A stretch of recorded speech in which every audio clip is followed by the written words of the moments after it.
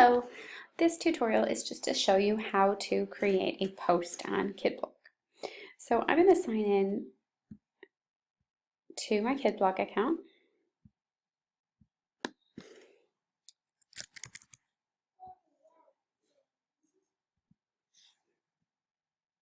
When I get there, I'm going to go to this main screen, go to class blogs, and this sort of shows me what's been going on.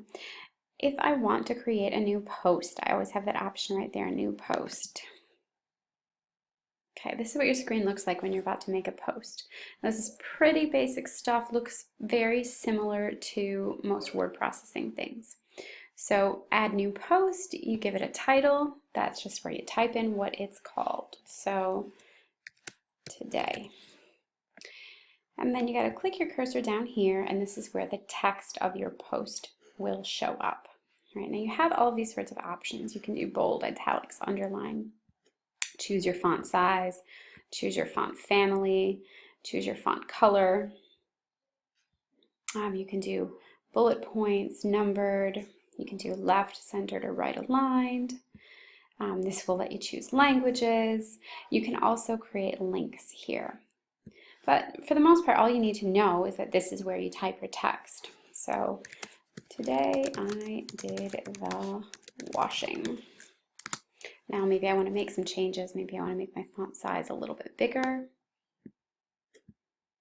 And I want to make my font show up in red.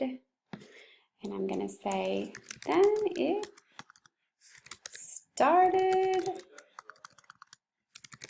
raining. All right. And then maybe I'll just enter into a little bullet point of the things that I washed. So I'm going to change my color again. This time I'm going to make it blue, and I'm going to make it a little bit smaller. I'm going to say pajamas, shirts, shorts, and socks. And then I realize, oh, I need to go back up here. Well, I can always click, move my cursor, just like any other word processing program. I'm going to make it 12 point now, back to black, and say, this is what I washed. Right. Now, just remember that anything that you do here is what you can do in any word processor. I can highlight it and I can center it. I can make it go to the left or to the right. I can move things around by moving my cursor around. I don't have to do bullet points. It's just where I type my text. Okay. You can also, of course, put images in by using this icon right here, and you can just watch the Inserting Images video for a tutorial on how to do that. But basically, we have created a post right here. It's all set. It tells me how many words I've made. I've chosen to allow comments. That's up to you. You can tag your post if you want people to be able to search for it. So I could tag it as washing and add that tag so that it is noted that this post is about washing. And then I make a decision over here what I want to do. I can save the draft. If I'm not done, I want to be able to come back and edit it later. I can preview it.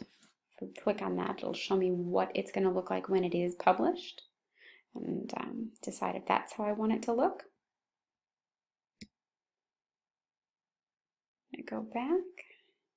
Oh, go back on this tab. I can move it to the trash if I don't like it at all, or I can publish it. And if I decide to publish it, let's say I do that, click publish, and it appears right here. Now I might look at it and think, oh, why did these not go blue? They were meant to be blue. I can always come here and edit the post. And I can think, oh no, it's not blue like I wanted it to be. And I can change those things, make them bigger and blue, just like I wanted them to be. And when I do that,